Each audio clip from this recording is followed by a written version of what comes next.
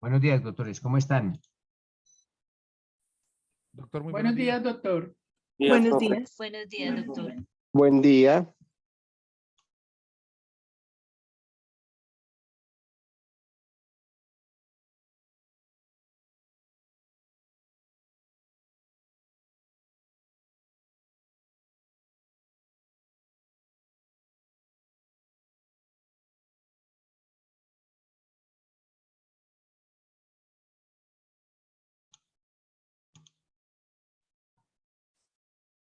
Bueno, ayer iniciamos el estudio de los documentos, ¿es cierto?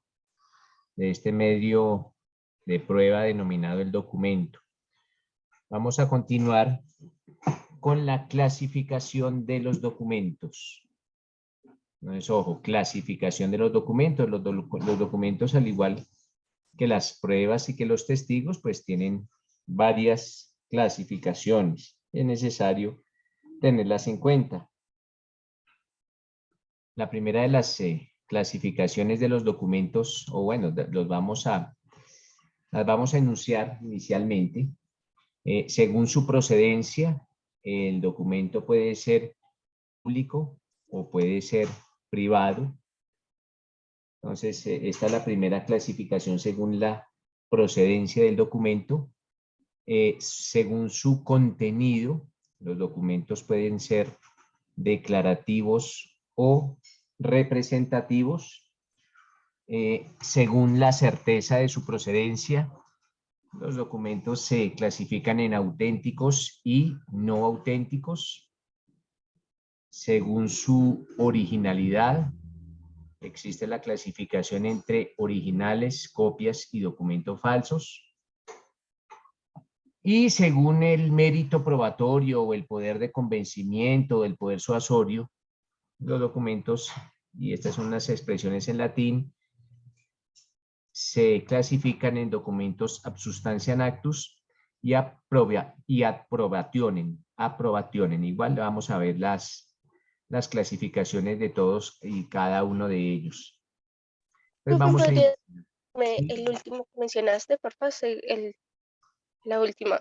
Esa es según su clasificación. mérito probatorio, según o el poder de convencimiento que tengan. Entonces, ab substantiam actus y approbationem. Igual después cuando estemos en la definición de cada uno de ellos, yo los escribo para que quede bien escrito. ¿Listo? Vale, Vale, perfecto. Entonces vamos a empezar con la primera clasificación o el primer concepto. Vamos a definir el concepto de documento público. Pues básicamente, cuando hablemos de un documento público, es aquel que ha sido otorgado por un funcionario público en ejercicio de su cargo o en ejercicio de sus funciones. Ojo, es aquel documento que ha sido otorgado por un funcionario público en ejercicio de su cargo o en ejercicio de sus funciones. Esa es la definición más generalizada de documento público. Ahora bien, ¿quiénes son funcionarios públicos? Pues básicamente los funcionarios públicos son los servidores del Estado. Ellos son los funcionarios públicos, los servidores del Estado. ¿Ejercen funciones a nombre de quién? Pues a nombre del Estado. Se diferencian los servidores públicos de los trabajadores estatales, que pues los trabajadores estatales realizan labores para el Estado, pero no lo representan. Por ejemplo, un técnico de alguna empresa estatal no representa al Estado, como los funcionarios públicos sí representan al Estado. Para que un documento tenga el carácter de público, se necesita que ese funcionario que otorga el documento o que interviene en la elaboración del documento esté en ejercicio de sus funciones. Se necesita obligatoriamente que ese funcionario extienda el documento en ejercicio de sus funciones.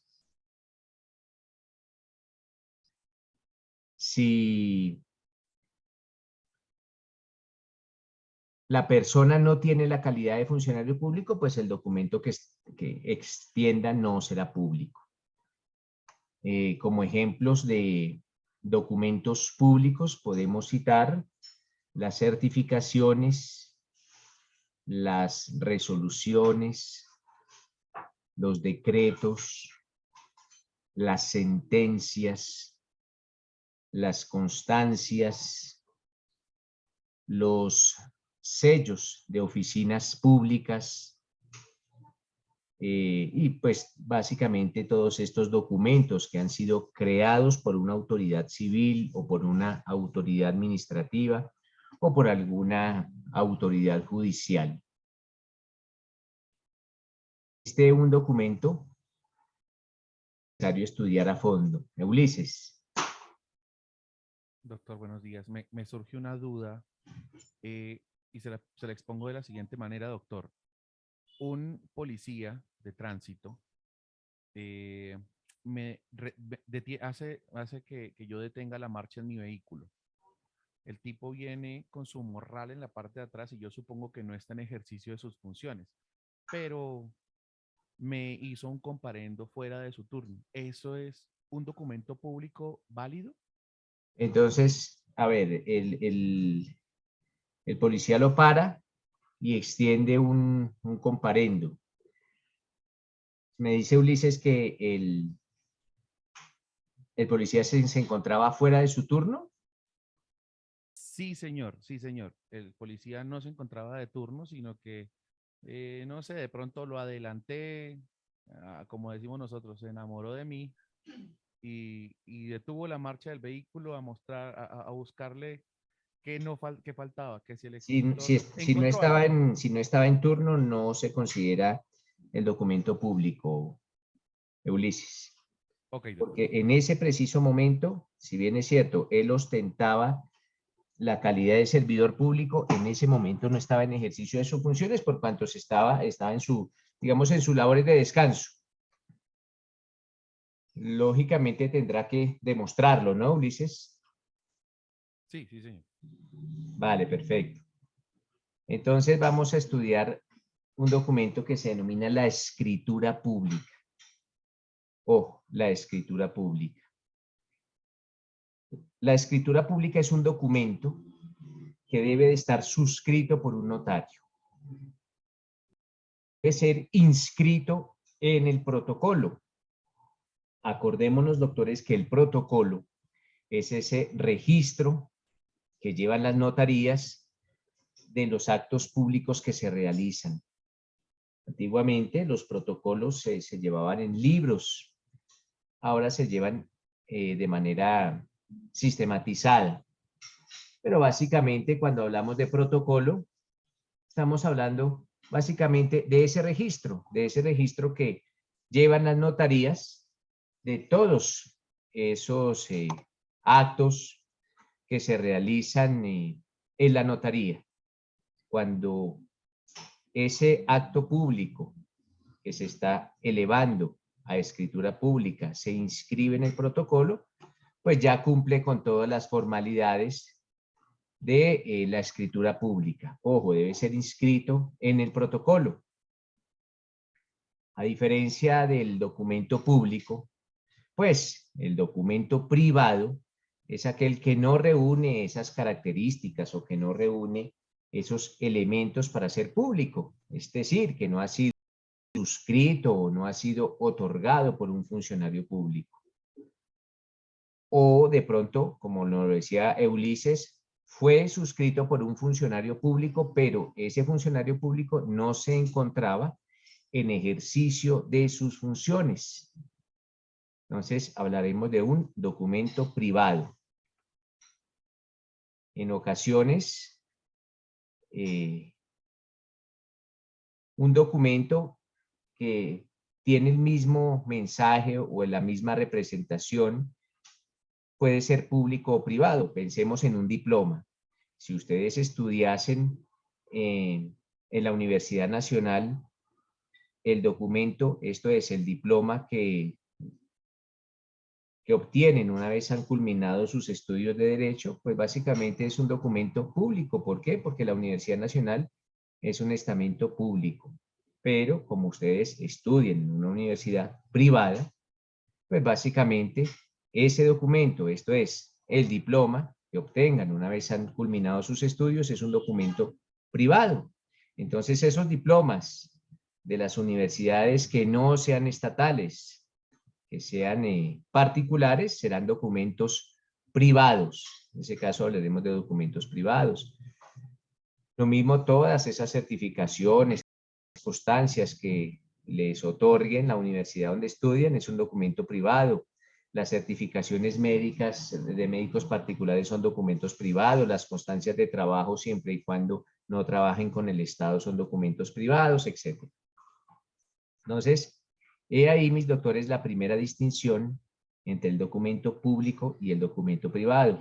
Era importante hacer la distinción sobre el documento público, que no solo es aquel que proviene o que es otorgado por un funcionario público, sino que ese documento, ese funcionario público que otorga el documento, pues debe estar en ejercicio de su cargo, en ejercicio de sus funciones. Entonces pensemos en un servidor público que se extralimita en sus funciones y extiende un documento que no tenía por qué extender. Por ejemplo, un secretario que extiende una constancia que solo la podía extender un juez. Si bien es cierto, podría llegar a pensarse que es un documento público. Lo cierto es que este servidor público no está en ejercicio de sus funciones y se está extralimitando. O en el caso que nos decía Ulises, en el que, si bien es cierto, es extendido por un funcionario público, él no se encontraba en ejercicio de sus funciones en ese preciso momento. Existen otra clasificación de los documentos, de los que habíamos visto anteriormente, que se denomina el documento declarativo. Ojo, documento declarativo. Cuando hablemos de documento declarativo, mis doctores, pues estamos hablando básicamente de ese documento que es creado por un ser humano, por una persona, pero tiene un fin. Entonces, ese documento que ha sido creado tiene un fin. ¿Y cuál es ese fin del documento? Realizar una manifestación que busque consecuencias frente a terceros. Ojo, entonces repito, el documento declarativo es aquel que ha sido creado por una persona, pero tiene un fin. ¿Cuál es el fin? Realizar una manifestación que busca consecuencias frente a terceros. Lógicamente sin que implique necesariamente la creación de obligaciones, es simplemente busca una consecuencia frente a terceros. Pensemos en un testimonio que ha sido plasmado por escrito, pues es un documento declarativo. Una confesión, como las que veíamos anteriormente, es un documento declarativo. Un pagaré es un documento declarativo. Entonces, cuando se busca es precisamente generar consecuencias frente a terceros, estamos hablando de un documento declarativo, doctores. Se está plasmando o se está manifestando una voluntad en ese documento, pero una voluntad que necesariamente genera consecuencias frente a terceros. En eso consiste el documento declarativo. Ahora es importante tener en cuenta el documento representativo. Ojo, documento representativo. Cuando hablemos de documento representativo, mis doctores, estamos hablando de aquel documento que no contiene una expresión de voluntad. No contiene expresión de voluntad, simplemente plasma un hecho o plasma una versión de un hecho. Entonces, un cuadro, un lienzo, pues será un... Sí, dígame. Profe, ¿no requiere qué? Perdón. Dime, no, simplemente, mire, el documento declarativo es el que no contiene una expresión de voluntad. Entonces, simplemente plasma un hecho o una versión de un hecho.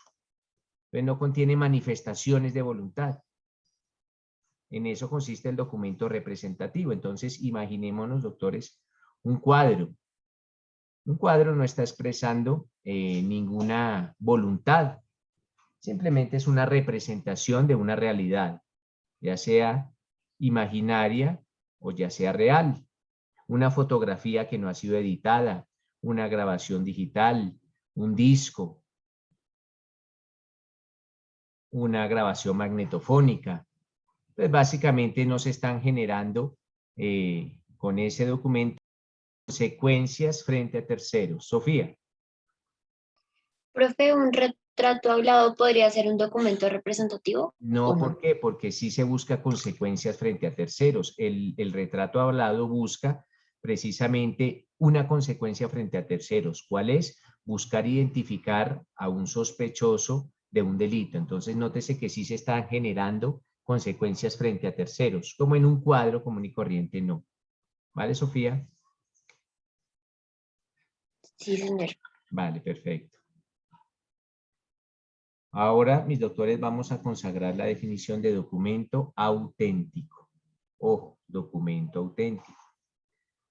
Y no confundamos. Profe, Sí, profe, qué cuéntame. pena. Es que ahorita, cuando dio la definición de escritura pública, creo que se le pausó y no escuchamos. ¿Será que no lo puede Pues repetir? básicamente es ese documento que se suscribe por un notario y que es inscrito en el protocolo.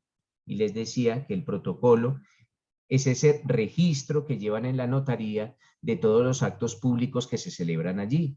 Entonces, todos los actos públicos que se celebren en una notaría tienen que ser inscritos. ¿Inscritos en qué? Inscritos en el protocolo.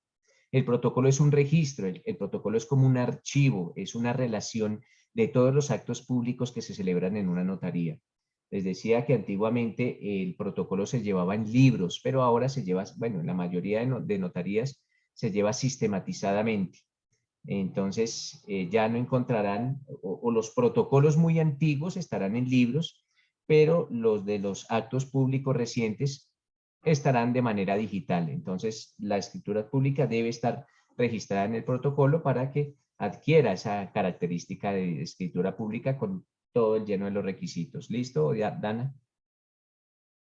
Sí, señor, gracias. Vale, perfecto. Entonces, con relación al documento auténtico, les decía que no vayamos a confundir el documento auténtico con el documento autenticado. Una cosa, el auténtico, y otra cosa muy distinta es el documento autenticado. Son dos conceptos completamente distintos.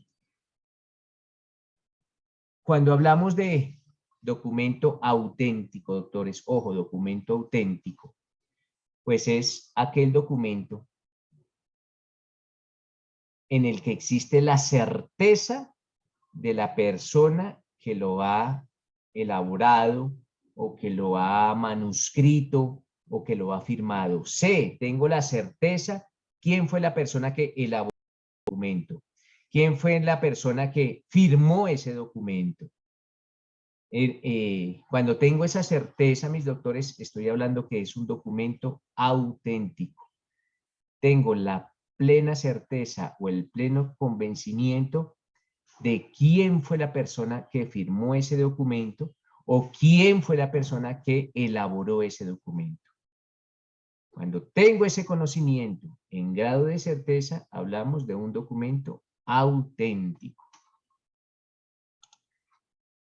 No es lo mismo hablar de documento auténtico de documento autenticado. ¿Por qué? Porque el documento autenticado, ojo, autenticado, es una reproducción, ya sea mecánica o ya sea manual, que lleva una certificación. Y esa certificación puede ser de un juez, de un notario o de un funcionario en la cual se indica que ese documento, que esa reproducción es fiel copia de un original. O sea, que ese funcionario tuvo un original en sus manos y esa reproducción o esa copia, por decirlo de alguna otra forma, es igual a la original y coloca su sello o coloca su firma. Ese es un documento autenticado. Marcela. Profe, buenos días. Es que ahí me surge una confusión. Por ejemplo, el registro civil de nacimiento, partiendo de las definiciones de los dos que nos acaba de indicar, ¿sería autenticado? Pero, ¿cuál registro civil de nacimiento? ¿Cuál? Porque es que estás hablando del registro civil de nacimiento que obra en la notaría o que obra en la registraduría de instrumentos públicos o el registro civil que te entregan. Ok, ¿Cuál? esa es ¿Cuál la de los dos? confusión. Precisamente esa es la confusión.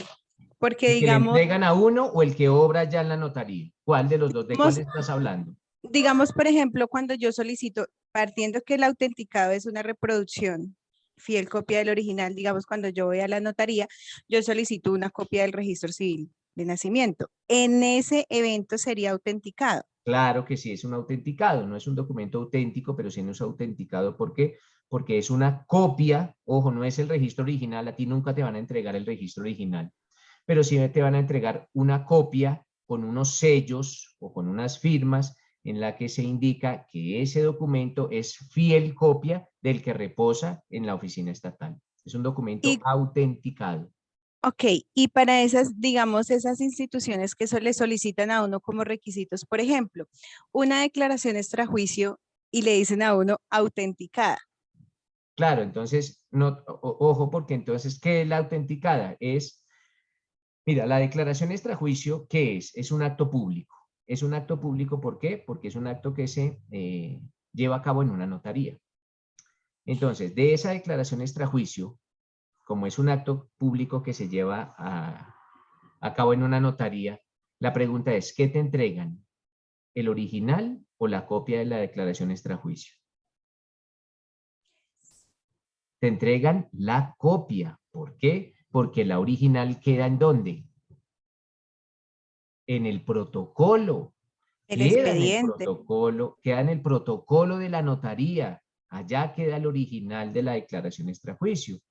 Entonces, cuando te entregan la declaración extrajuicio, te entregan un documento autenticado, no auténtico. ¿Por qué? Porque si tú llevas esa declaración extrajuicio a un proceso, no, ese juez no tiene la certeza de que ese documento, así esté autenticado, lo haya suscrito o lo haya firmado Marcela. No, tendrá que ir Marcela al juzgado y en una audiencia decir, entonces le diré, mire Marcela, ¿usted reconoce esta declaración extrajuicio? Sí, ¿por qué la reconoce?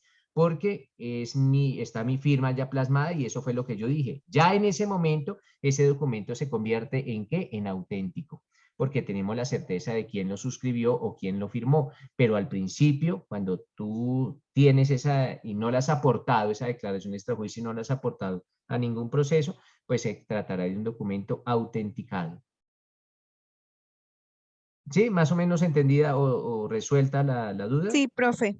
Digamos que el autenticado ya, es que lo que pasa es que digamos que en la vida práctica, el tema del autenticado, lo que yo decía ahorita, no le dicen, solicitamos una declaración extrajuicio y se tiende, o digamos en lo que uno escucha en la vida práctica, que los dos conceptos fuese lo mismo. Por eso se tiende uno a confundir, pero ya. Claro, pero entonces, así como tú, en la vida práctica suelen llegar a confundirse los términos. Ya sabemos que la definición, ya sabemos cuál es la distinción entre el auténtico y el autenticado. Gracias, profe. Listo. ¿Alguna otra pregunta? ¿Qué más? No, nadie más. Listo, Marcelo. Entonces, mis doctores, volvemos. El documento público, vamos a hablar de los documentos públicos, de una característica de los documentos públicos. Los documentos públicos se presumen auténticos. Ojo, los documentos públicos se presumen auténticos, mientras no se compruebe lo contrario. ¿Y cómo se va a comprobar lo contrario? Mediante una tacha, que vamos a ver posteriormente que se denomina una tacha de falsedad. Pero mientras el documento no se haya atacado, el documento público no se haya atacado como falso, se presumirá que es auténtico. Ahora les pregunto, La presunción que indica que un documento público es auténtico será una presunción legal o una presunción de derecho. ¿Qué opinan ustedes? Ojo, hablamos que todo documento público se presume auténtico. Ya habíamos visto con anterioridad la presunción legal y la presunción de derecho. Entonces, esa presunción en la cual se indica que todo documento público se presume auténtico es una presunción legal o de derecho. ¿Qué nos dice Dana Michelle? Profe, sería una presunción legal porque admite prueba en contraria. ¿Qué nos dice Sofía? Iba a decir lo mismo, que era una presunción legal, porque en este caso admite prueba en contrario. Sí, básicamente tienen razón las dos compañeras, es una presunción legal. ¿Por qué? Porque admitirá prueba en contrario, y se lo dije hace un momento, pues ¿qué prueba en contrario admite? La tacha de falsedad, en el que se diga, no, señor juez, ese documento, si bien es cierto, se presume auténtico, no lo es, y aportan la prueba que sea pertinente, conducente, útil y necesaria, que demuestra que aunque ese documento público se presume auténtico, no lo es. ¿Por qué? Porque básicamente estamos hablando de un documento público falso o de un documento público inauténtico.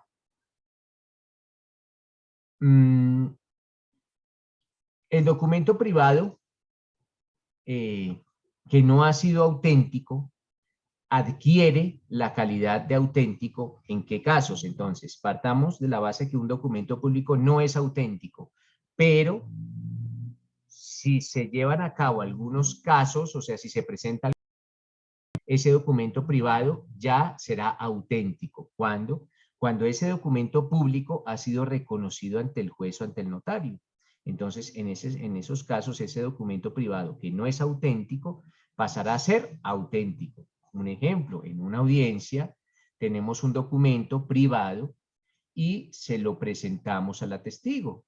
Y le decimos, señora testigo, usted reconoce este documento, hace un reconocimiento del documento y acepta haber sido la persona que suscribió o que elaboró ese documento. En ese momento, ese documento privado que no era auténtico ya pasa a ser un documento privado auténtico. ¿Por qué? Porque la persona que lo reconoció o la persona que lo suscribió, la persona que elaboró el documento o que firmó el documento lo reconoció ante un juez o ante un notario. Asimismo, si el juez judicialmente ordena tenerlo por reconocido, pues hablamos de un documento auténtico. Si fue inscrito en un registro público como el protocolo a petición de quien lo firma, por ejemplo, estos documentos que se agregan a las escrituras públicas como las cartas de autorización o los poderes. Acordémonos que cuando una escritura pública la firma a una persona que está recibiendo poder, pues ese poder tiene que ir anexo a la escritura pública. En ese momento, ese documento privado se convierte en auténtico. También es otro de los casos en los cuales el documento privado se convierte en auténtico. ¿Podrías repetir ese? Es que me perdí en el de las cartas de autorización. Claro, entonces, Dana, si yo te autorizo a firmar, ojo, una escritura pública a mi nombre, pues básicamente esa carta tiene que ir anexa a la escritura que tú vas a firmar en mi nombre. Y en ese momento, esa carta, que era un documento privado, al adjuntarse a una escritura pública y esa escritura pública al ser inscrita en el protocolo adquiere la calidad de auténtica. No de documento público, sino de documento auténtico. ¿Listo, Dana? Vale.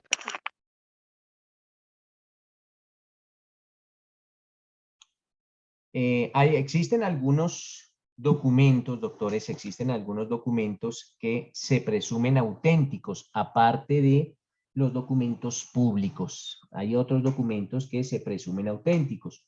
¿Cuáles son ellos? Básicamente, se presumen auténticos los libros de comercio. Ojo, los libros de comercio. Pero esos libros de comercio que han sido debidamente registrados y que han sido llevados en legal forma. Ojo, entonces, ¿cuáles documentos, aparte de los documentos públicos, se presumen auténticos? Los libros de comercio, debidamente registrados y llevados en legal forma. Asimismo, se presumen auténticos los contenidos y las firmas de las pólizas de seguro. También los certificados, los recibos y los bonos de inversión en establecimientos de crédito. Los contratos de prenda con establecimientos de crédito. Las cartas de crédito. Los contratos de cuentas bancarias, lo que se conocen como cuentas de ahorro y cuentas corrientes. También se presumen auténticos esos contratos. Los extractos de los movimientos de esas cuentas bancarias. Los recibos de consignación.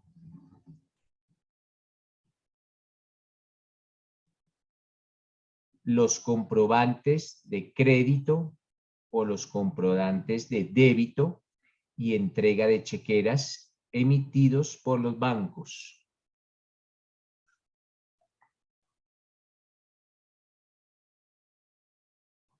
Los títulos de acciones en sociedades comerciales.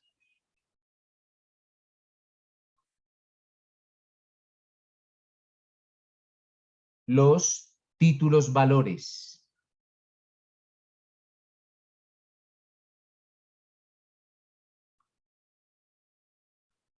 Los memoriales que se presenten para que formen parte de un expediente.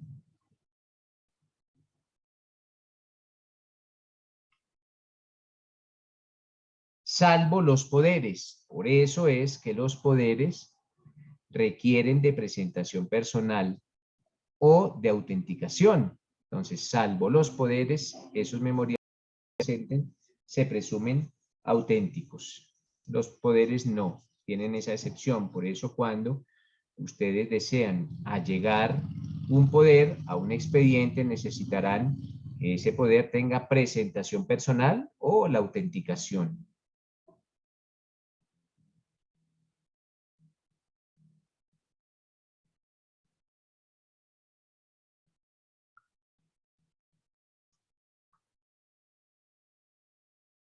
Ahora vamos a hablar, doctores, de las copias. Básicamente una copia es una reproducción manual o mecánica que se hace de un documento. Esa es la definición de copia. Reproducción manual o mecánica que se hace de un documento.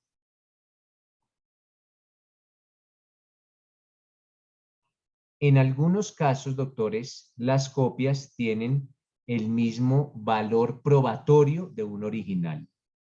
¿Cuándo? Cuando esas copias hayan sido autorizadas por un notario. En ese caso, las copias tienen el mismo valor probatorio que las originales. Cuando hayan sido autorizadas por un notario o cuando hayan sido autorizadas por el director de una oficina administrativa o cuando hayan sido autorizadas por un secretario de un juzgado previa orden del juez. En ese caso, las copias tienen el mismo valor probatorio del original. También cuando esas copias sean autenticadas por notario. ¿Por qué? Porque el notario coteja el original con la copia. Entonces la autentica porque vio el original, vio la copia y esa copia es fiel reflejo de la original.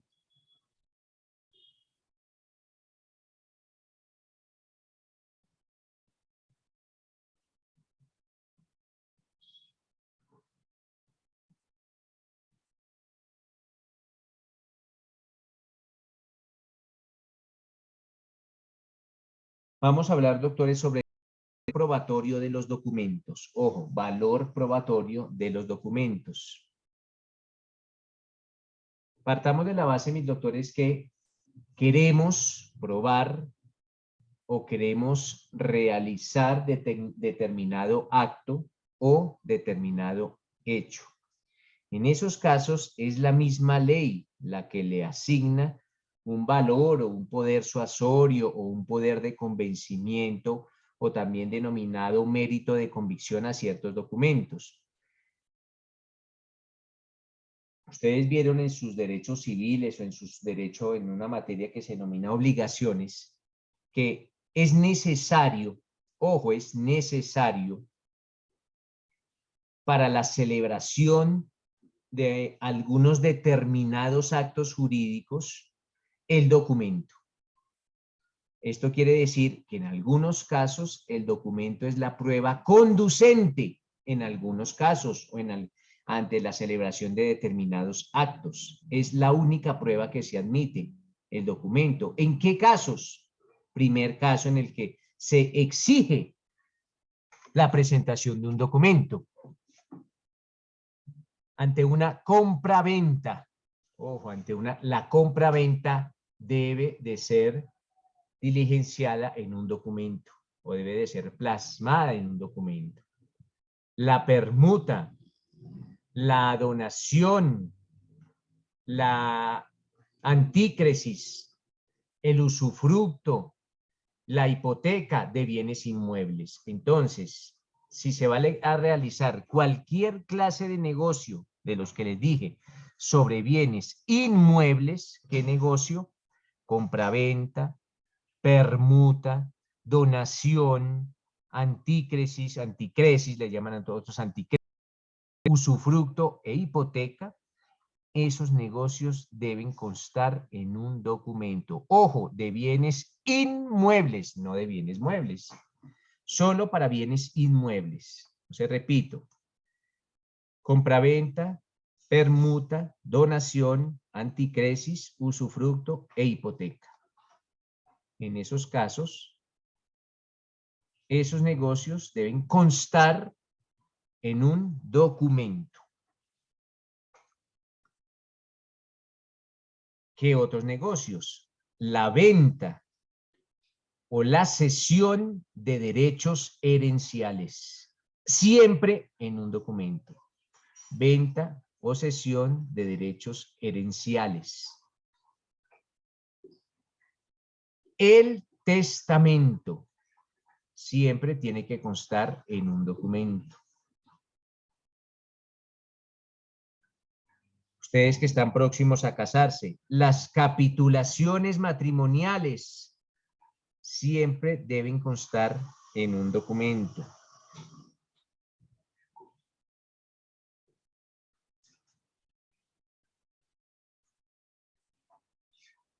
La declaración de unión marital de hecho y la sociedad patrimonial.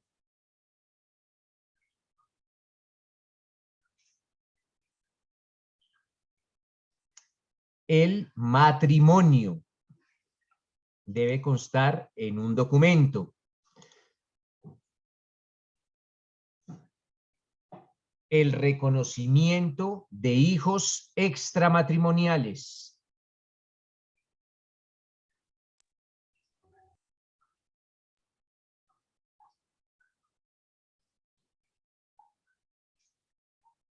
La promesa de celebrar contrato.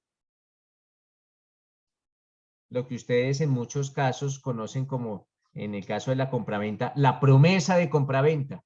Es una promesa para celebrar contrato, siempre debe constar en un documento. La constitución de sociedades comerciales, salvo las sociedades unipersonales.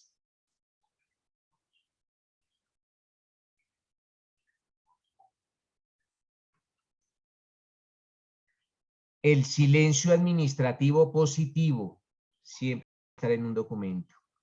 El silencio administrativo positivo.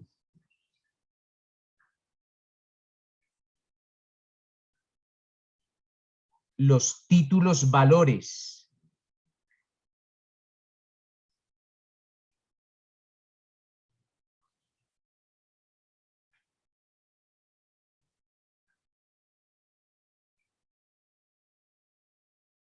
Y las constancias de pago de los títulos valores.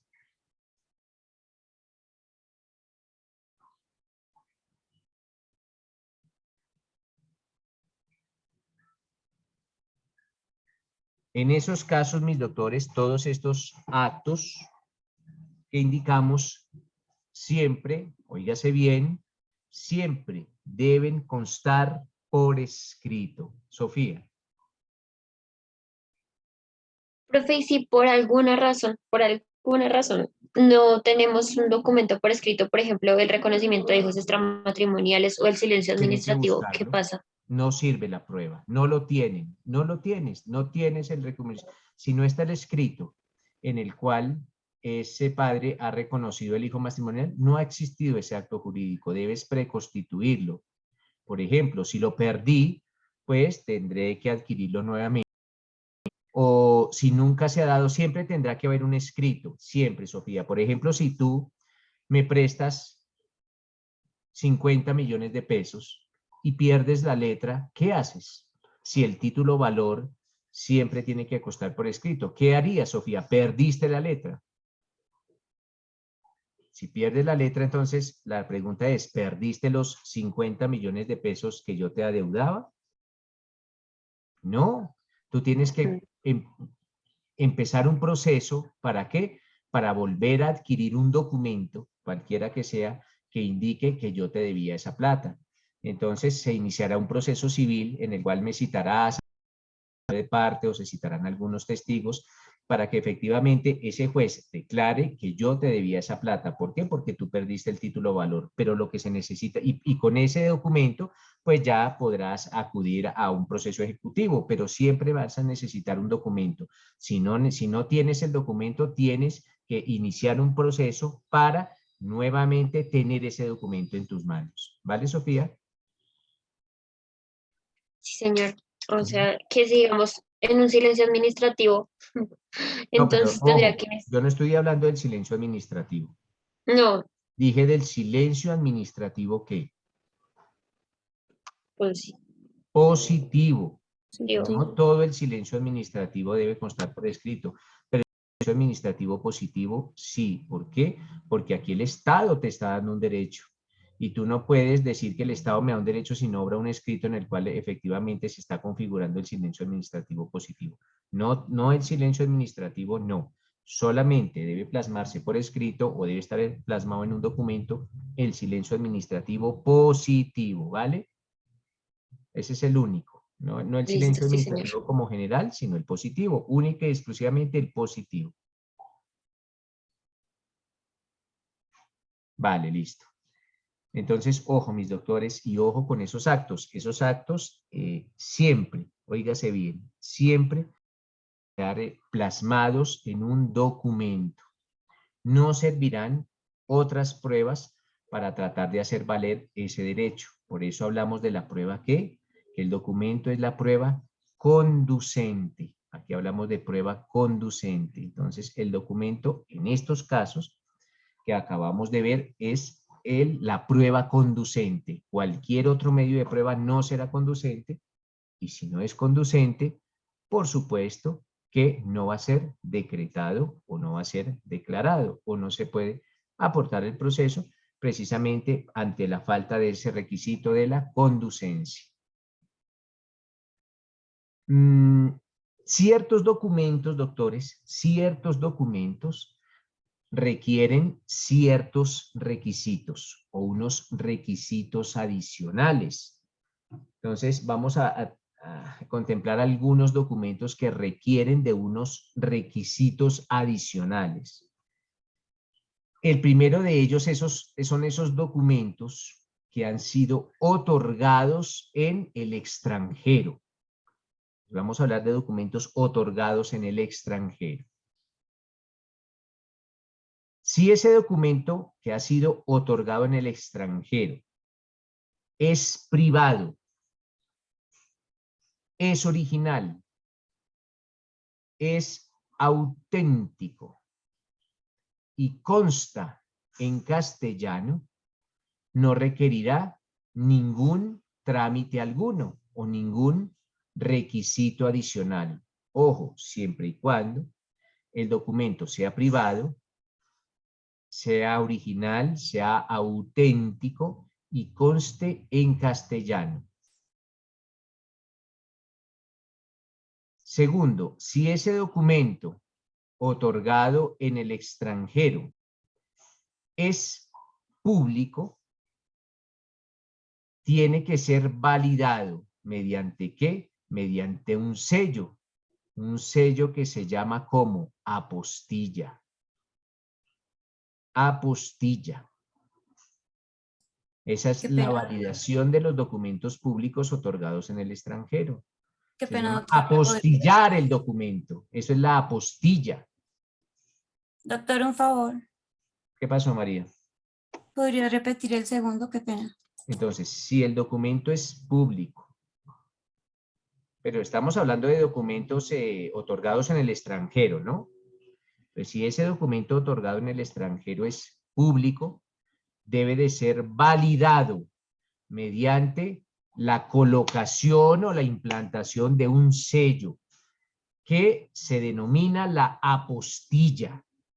Y la apostilla es ese sello que colocan o que imprimen los departamentos de relaciones exteriores de cada estado.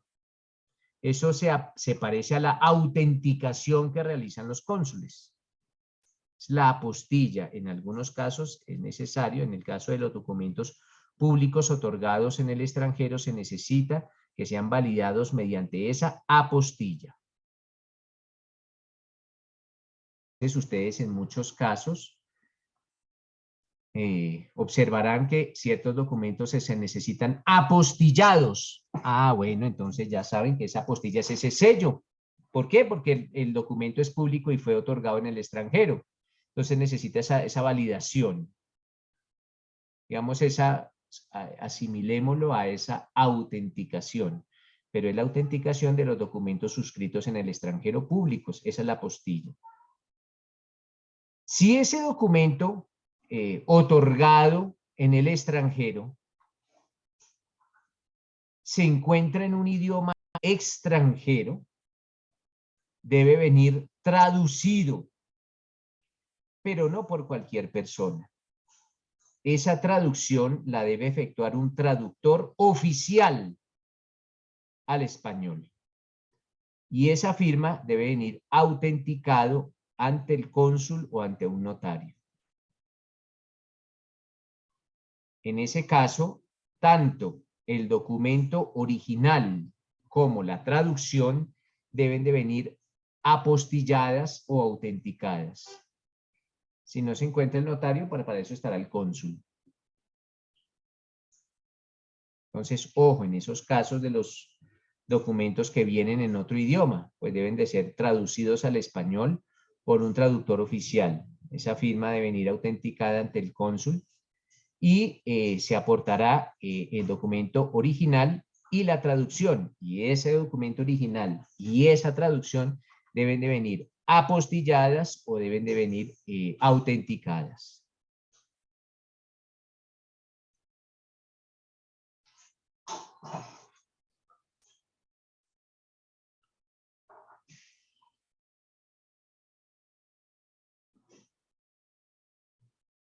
Preguntas, doctores. Entonces, 5 minuticos, tomamos algo y continuamos con la firma. Vamos a hablar de la firma que se plasma en los documentos. Dana Michelle. Profe, una pregunta, como en la clasificación de los no auténticos, ahí lo que se había dicho era que un documento no era auténtico hasta que fuese reconocido Ha sido por reconocido, ¿sí? sí, ha sido reconocido por quien lo suscribió, por quien lo firmó o por quien lo elaboró. En ese Vale. momento, ese documento que es no auténtico se convierte en auténtico. Vale, profe, muchas Listo, gracias. 5 o 10 minuticos y ya volvemos, mis doctores.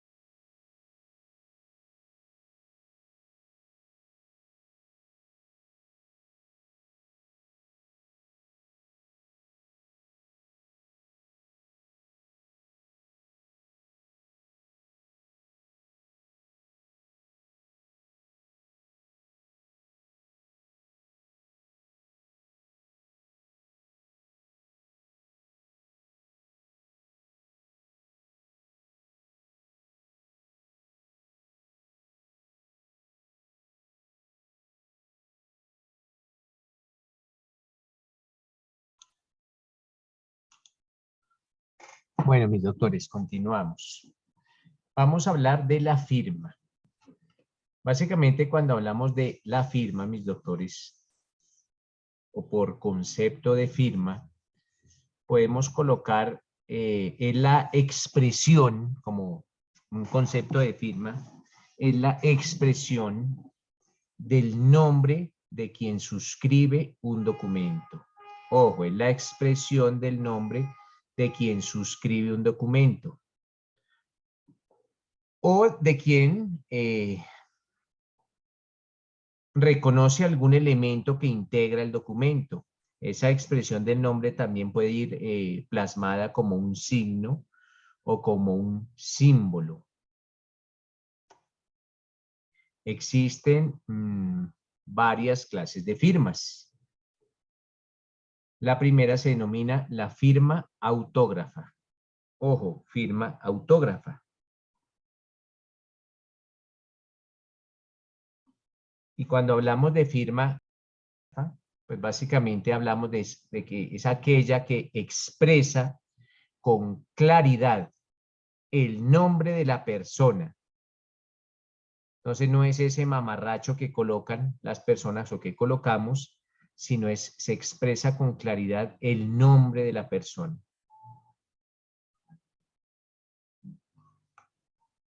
Esa firma autógrafa no se requiere en Colombia, pero existe. Existe también la firma mecánica.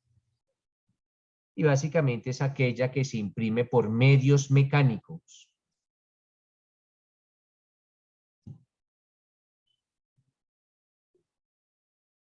Es la que se imprime por ¿Esa es medios firma qué, mecánicos.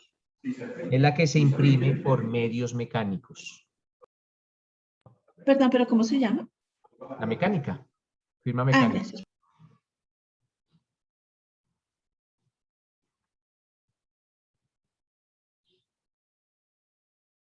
Existe la firma electrónica.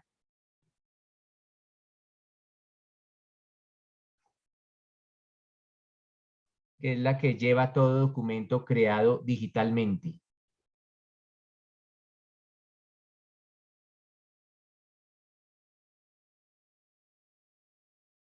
Profe, disculpe, un ejemplo de mecánica, la verdad no, pensé que Es era una lo firma mismo que mecánica en la electrónica. que usted imprime en un papel y en un documento y fotocopia el documento. Entonces fotocopia su firma. Entonces básicamente mediante medios mecánicos, ya sea por fotocopias, va impresa en el documento. Por ejemplo, en algunos casos los funcionarios dejan firmadas varios documentos y esos documentos se realizan copias, pero solo de su firma. Entonces el medio es mecánico, el medio no es electrónico, sino mecánico. Digamos que no es creado digitalmente. O, por ejemplo, puede pasar que tú firmes un documento. Miren lo que sucede mucho.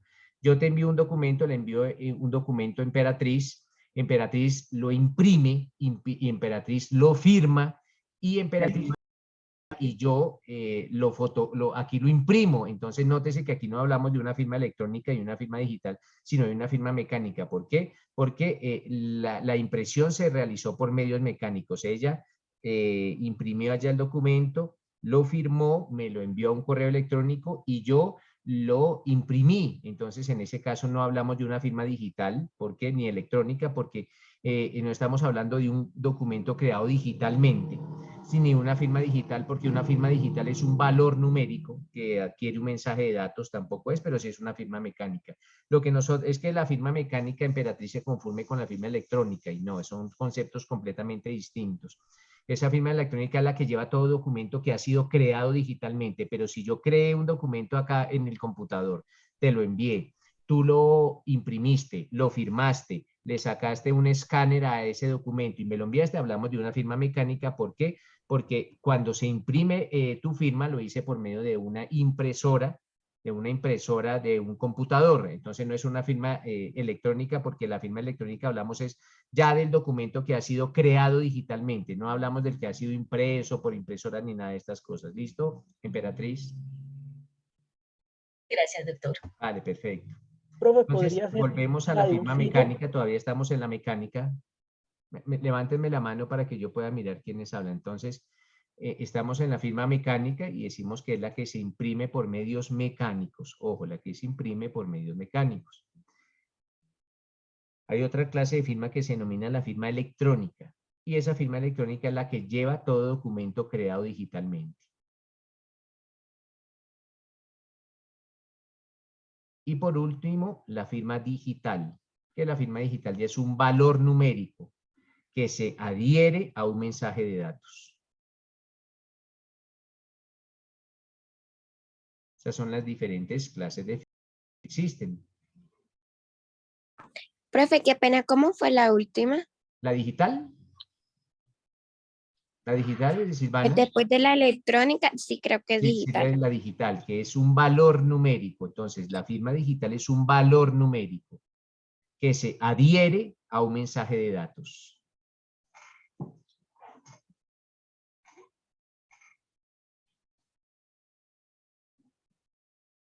Dana Michelle.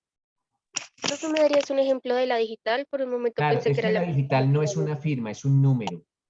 Mire, la firma digital se asimila a un código QR o a un código de barras. Entonces ya son valores numéricos. Entonces, no, si bien es cierto, nunca van a ver una firma, pero sí van a ver ese valor numérico. Lo mismo que pasa con los códigos QR o con los códigos de barras.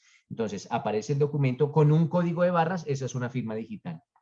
Porque ese valor numérico es el que representa una firma. No es allá una firma como tal, como las que conocemos, sino son valores numéricos. ¿Listo, Dana?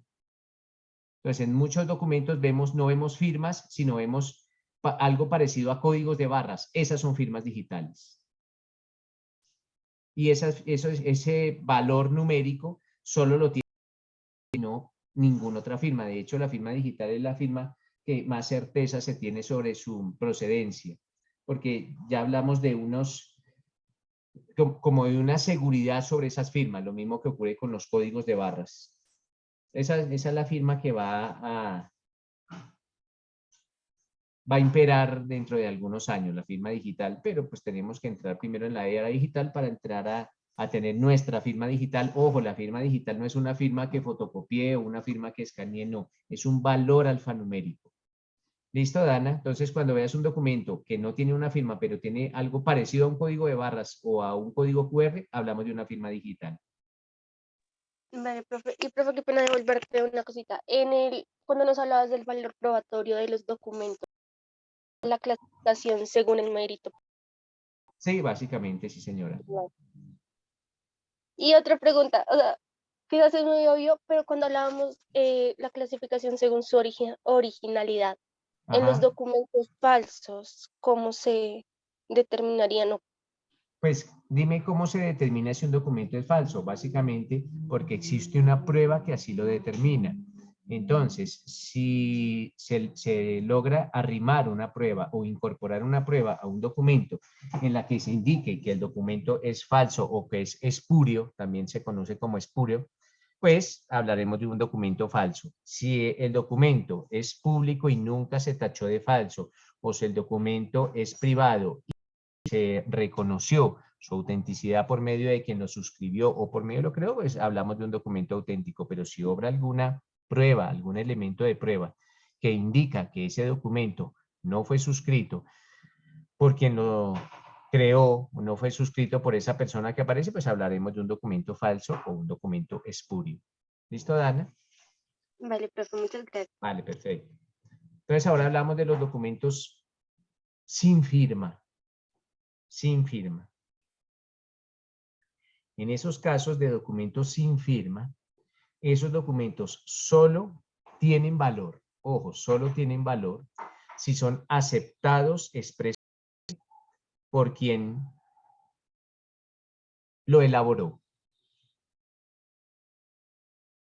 Profe, discúlpeme, ¿será que puede repetir? Qué pena. Claro, los documentos sin firma solo tienen valor si son aceptados por quien los elaboró. Entonces, ese documento sin firma se le tiene que poner de presente a quien elaboró el documento. Si él lo acepta expresamente, en ese momento tendrán valor. En cualquier otro caso, no tienen valor.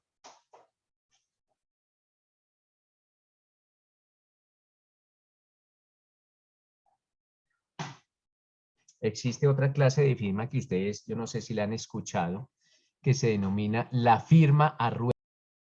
Firma a ruego. En esos casos, una persona, ojo, una persona, o no puede o no sabe firmar. Ojo, una persona o no puede o no sabe firmar. En esos casos en que la persona o no puede o no sabe firmar, pues le solicita a otra que lo haga por ella. En ese caso, se requiere la presencia de testigos. Y la huella digital de quien o no sabe o no puede firmar. Y ustedes me dirán, ¿y si no tiene dedos? Pues la huella plantar. Y si no tiene manos ni pies, pues ninguna huella. Porque si no tiene manos ni pies ni modos. Emperatriz. Anteriormente, profe, era con una X, no sé si todavía lo hace, por ejemplo, en el campo o algo así, que la Es persona que no esa sabía X firmar y hacían una básicamente X. es una firma. Esa es una firma, esa sería la firma. Pero no, eso lo hacen es Ah, para evitar la firma ruego. No, la firma ruego es que la persona no firma porque no sabe o no puede y le solicita a otra que lo haga por ella. En ese caso sí se necesitan los dos testigos. Si la persona coloca una X, pues básicamente esa será su firma. Eso lo hacían como Emperatriz, lo hacían para evitar la firma ruego o porque no conocían la firma ruego. ya, gracias, profe. En caso tal que se trate de una persona invidente, de una persona ciega, pues se debe dejar constancia de que ese documento fue leído en su integridad delante de esta persona. Sofía. Profe, qué pena. O sea, no sé si esto pertenece, pero es que me sale ahí otra duda. Si digamos, yo llevo la firma, ¿y cómo hace el juez para determinar que esa no sea falsa? O que no, sí, que no sea una firma falsa o una copia o algo así. Pues de hecho, Sofía, eso no lo tiene que determinar el juez, porque el juez no es el encargado de buscar la verdad. El encargado de buscar la verdad, ¿quién es? ¿Perito, profe? ¿Cómo? ¿Es Bueno, un perito? claro, es alguna prueba que le indique al juez. Entonces, el juez de hecho parte del presupuesto que las firmas que se plasman en un documento son auténticas. Sin embargo, si alguna de las partes advierte que no lo es, pues le tendrá que llevar una prueba, esto es una prueba grafológica eventualmente, podrá ser, es como la prueba más idónea en la que indique que esa no es la firma de esa persona, pero ojo porque el juez no tiene que hacerlo, básicamente es la parte, la contraparte, la que arrimará al proceso alguna prueba que determine que esa firma no es de quien aparentemente la suscribe. Esa figura se conoce de falsedad. Entonces, la tacha de falsedad es decirle, mire, señor juez, esa firma no es de Sofía, sino es una falsificación. Para tal fin, por favor, sírvase en el proceso civil, sírvase decretar la prueba un perito grafólogo, o en el proceso penal arriman o incorporan la prueba en el juicio, traen al perito grafólogo e indicará si efectivamente o qué estudios realizó para determinar que esa prueba es o no es de quien aparentemente lo suscribe. Ah, ok, gracias. Vale.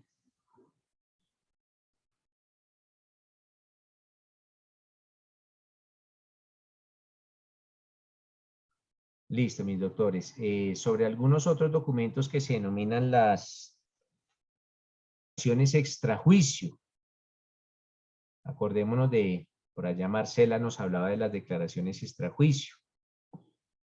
Básicamente, mis doctores, las declaraciones extrajuicio tienen valor cuando la ley los autorice expresamente. Entonces, ojo, la ley tendrá que autorizar el valor de esas declaraciones extrajuicio.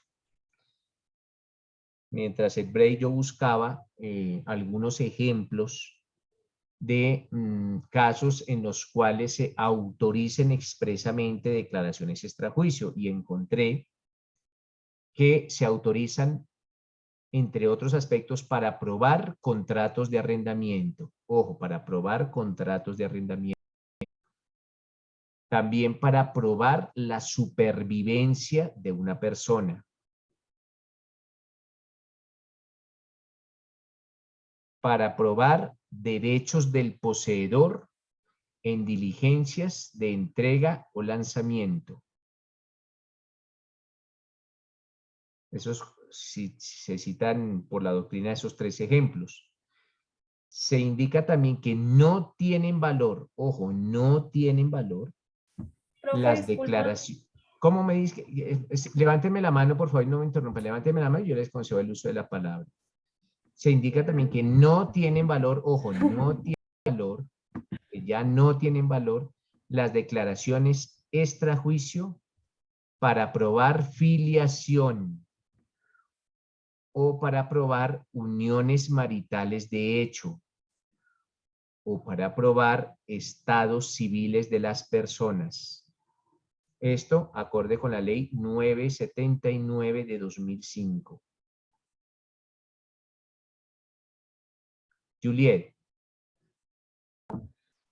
Profe, ¿me puede hacer un favor? Me regala la última que dijo para probar supervivencia. Después de esa, ¿cuál dijo?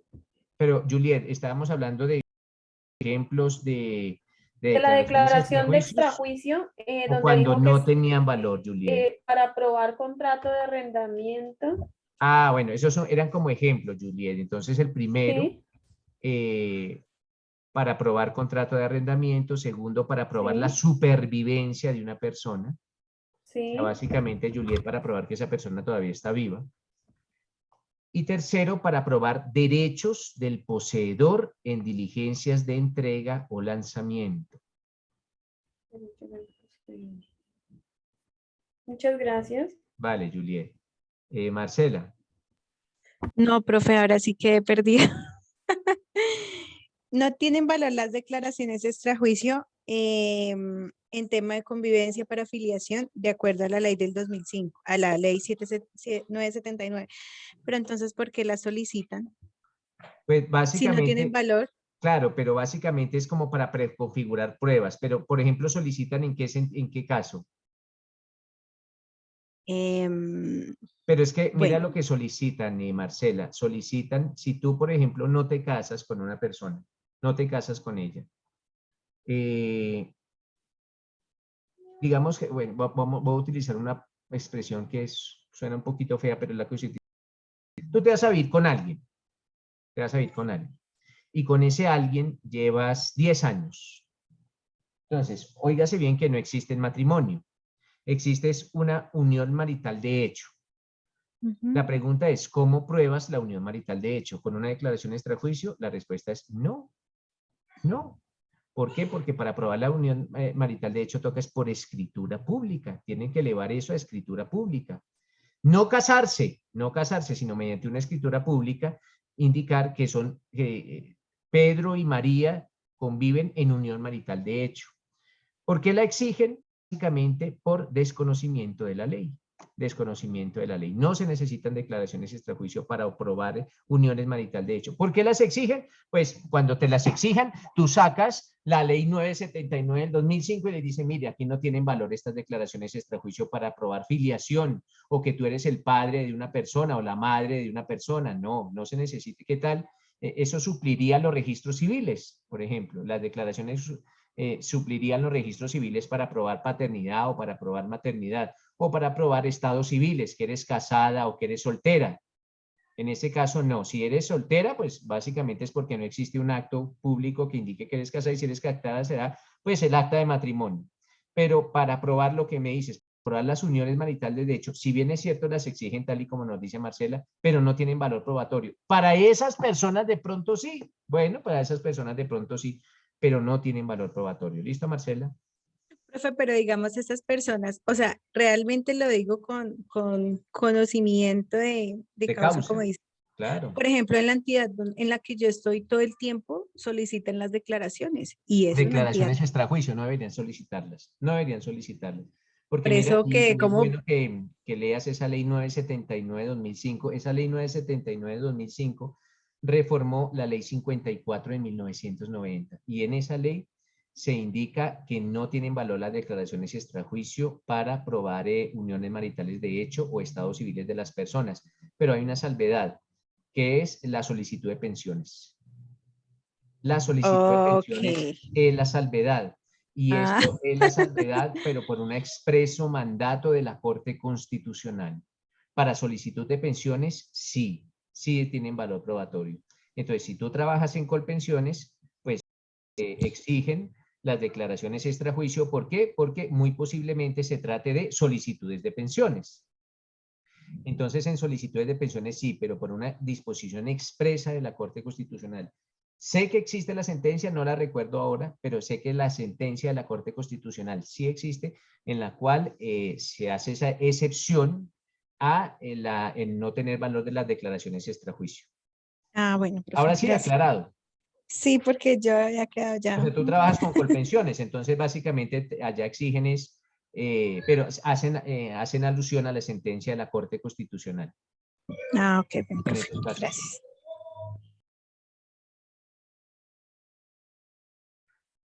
Bueno. Doctores, ¿qué podemos colocar un caso de estudio? Por ejemplo, a su oficina de abogados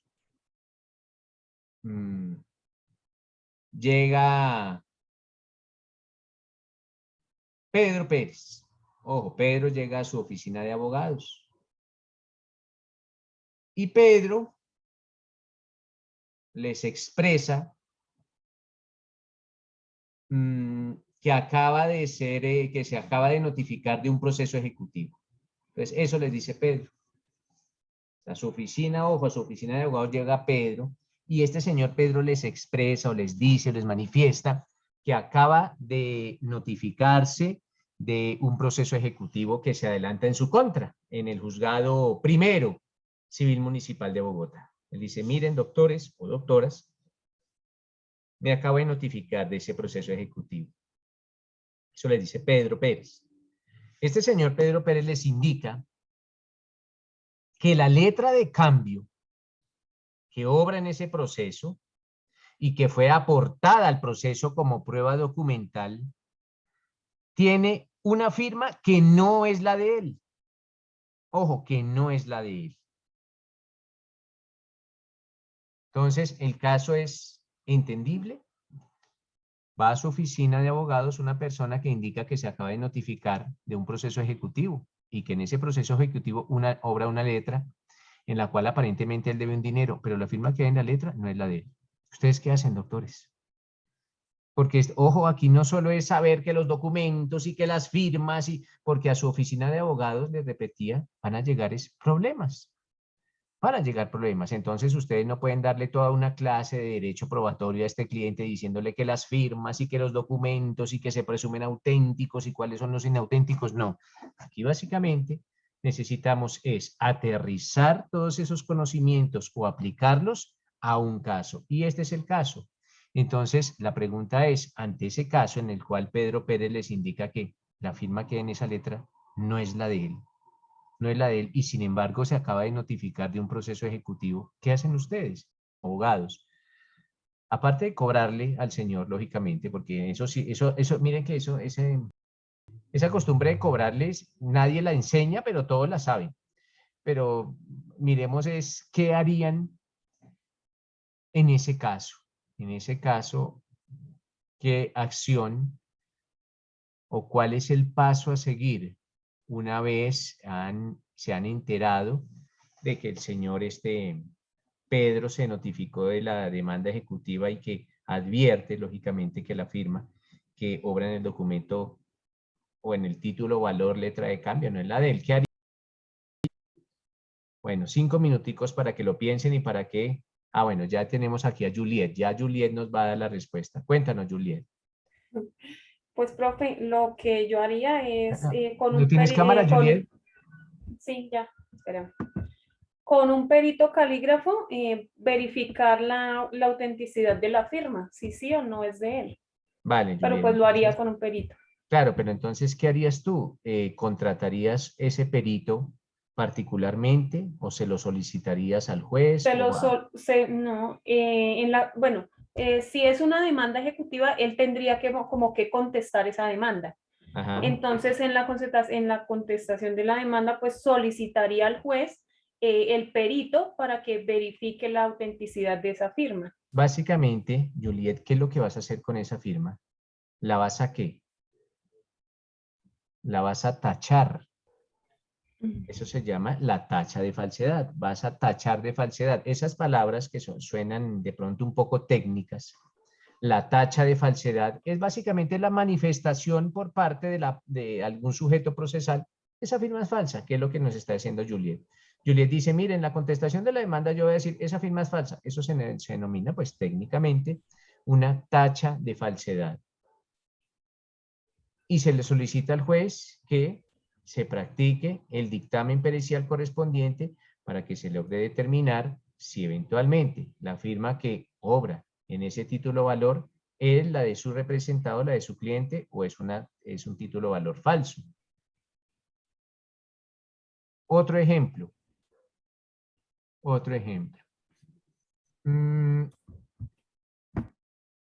Juliet es la propietaria, allá vemos que Juliet es la propietaria de un bien inmueble. ¿Cuál bien inmueble? Una casa. Pero Juliet es una persona acomodada económicamente y no tiene una casa. Juliet me renta una casa, o como ustedes lo denominan, me arrienda una de las casas. Y me dice Juliet, me dice, profe, necesito que me firme, ojo, que me firme una letra en blanco. Una letra en blanco en caso tal que usted se atrase en los cánones de arrendamiento, pues en ese caso yo lleno la letra y la ejecuto. Efectivamente, yo accedo a esa solicitud de Juliet y firmo la letra en blanco. Y como ocurre en la mayoría de los casos que se le arrienda un bien inmueble a un abogado, el abogado se retrasa.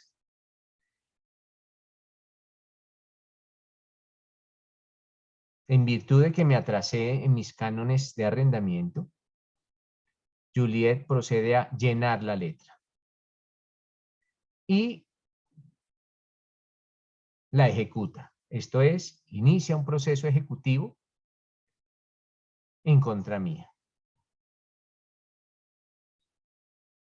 Yo acudo a cualquiera de ustedes y les cuento de qué se trata mi problema jurídico. ¿Qué hacen, doctores? ¿Qué hacen en ese caso? Ojo, ya sabemos qué fue lo que pasó. Yo tomé en arriendo una casa, firmé con la propietaria de esa casa una letra en blanco, me atrasé en los cánones de arrendamiento y la propietaria procedió a ejecutar esa letra. ¿Qué pueden llegar a hacer ustedes en mi defensa? No en la defensa de Juliet, sino en mi defensa. ¿Qué creen que se puede hacer, doctores? ¿Qué nos dice Emperatriz? Pues mirar si hubo una carta de instrucciones para llenar esa letra. Y si no la hubo, Emperatriz. Entonces, a ver, se procede a determinar si realmente... No, pero para en defensa... Claro, esto es en mi defensa, no en defensa de Juliet, sino en mi defensa. En mi defensa, si no hubo la carta de instrucciones para llenar la letra, ¿qué pasa? O no procede, o sea, no se podría llevar a cabo ¿qué? ¿Cómo se llama? El pago de la letra. Entonces, ¿qué se le solicitaría al juez? Pues no sé, O sea, no sé si en ese caso Emperatriz, se puede le diría, conciliar.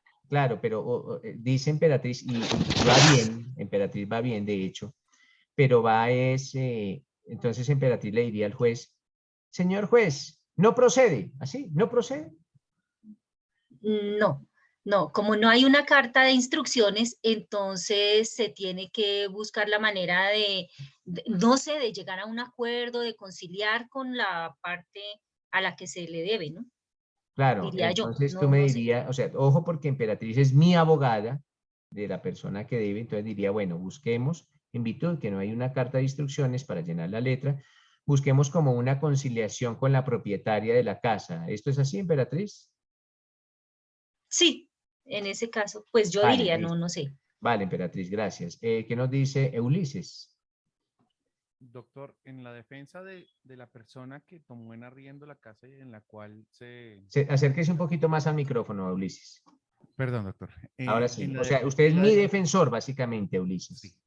En su defensa, yo podría intentar hacerle ver al juez que esa letra de cambio puede ser tachada de ineficaz, ¿Por qué? porque no cumple con los requisitos de forma, o fueron realizados posterior a su firma, o analizando el documento, de pronto tiene una fecha de vencimiento errónea. Hay que indagar en el documento y buscar la ineficacia. Yo Vale, pensaría yo. perfecto. Pero entonces ya empezaremos a atacar el documento como tal, ¿cierto, Ulises? Pensaría que esa sería una defensa apropiada, atacar el documento. Perfecto. Juliet.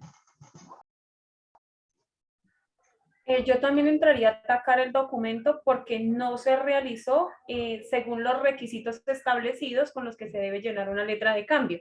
Vale, Cuando uno llena un título o valor, la letra de cambio, pues se debe tener la mención del derecho que en él se incorpora, las fechas de pero vencimiento, las Juliet, firmas. espérate, porque mira cómo es la letra. La letra yo te la firmé en blanco y tú la llenaste, pero yo la firmé en blanco.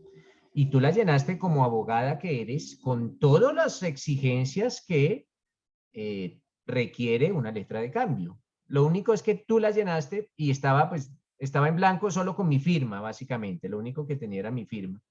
Pero tú todos los demás datos los llenaste. Entonces, ¿a dónde voy, doctores?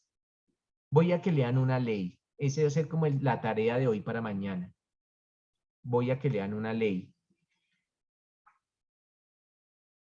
Para este caso, para resolver ese caso, es la ley 820 de 2003.